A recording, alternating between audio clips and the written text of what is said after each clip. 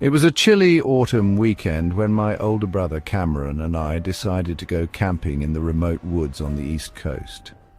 Cameron was always the one to choose the sites, and I typically tagged along, trusting his judgment.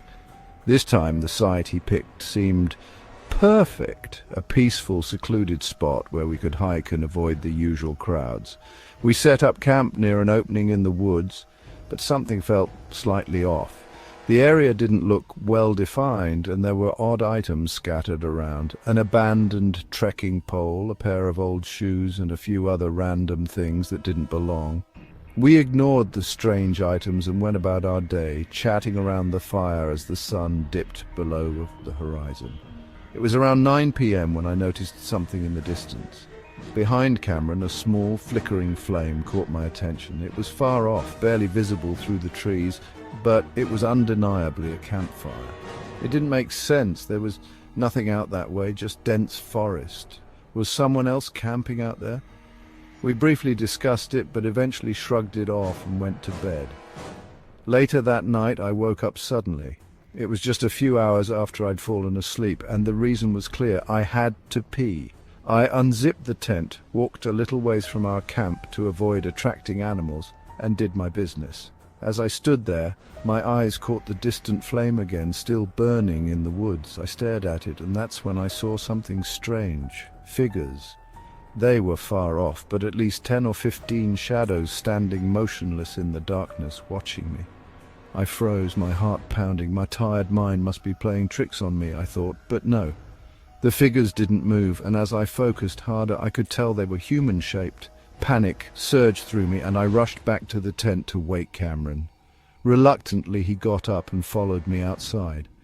As we approached the edge of the woods, the figures had moved closer, spaced out between the trees, staring right at us. Cameron's face went pale, and his voice trembled as he asked, "Should we leave?"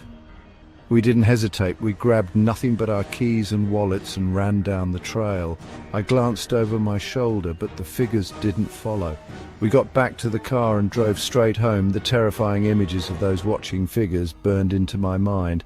The police didn't take our report seriously. They thought we were overreacting, but I know what I saw, and Cameron saw it too. It still haunts me to think that there might have been others who didn't make it out of those woods.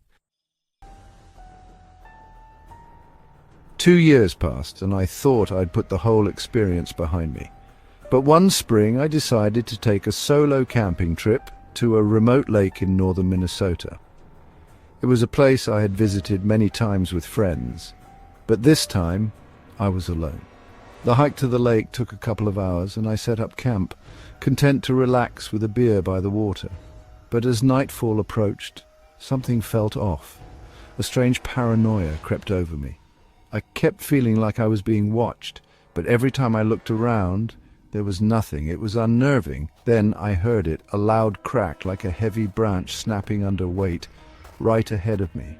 My heart raced as I grabbed my bear spray and called out into the darkness, but there was no reply. I couldn't even hear the rustling of leaves or the movements of a large animal. The silence felt unnatural. I pulled out my flashlight, scanning the woods.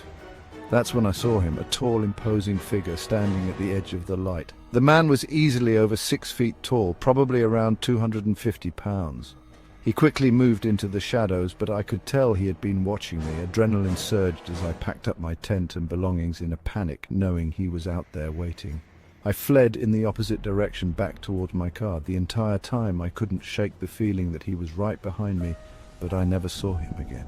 When I got to my car and drove off, I couldn't stop thinking about the man. What did he want? Why hadn't he attacked me immediately?